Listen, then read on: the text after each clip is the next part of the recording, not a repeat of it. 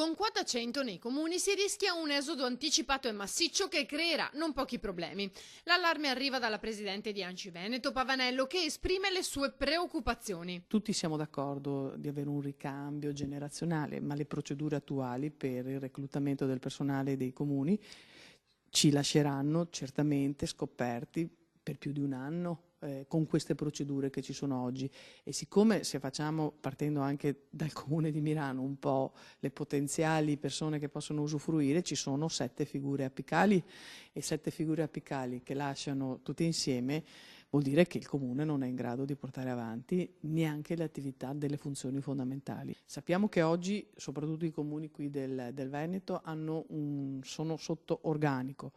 L'età media è di 56 anni, più si unisce questo provvedimento, cioè non siamo proprio in grado di... Non è che possiamo prendere del personale a tempo determinato, lavoro interinale, no, non è possibile per tutta una serie di regole che si sovrappongono e quindi non siamo in grado di erogare i servizi. Quindi veramente spero che venga accolto l'appello dei comuni.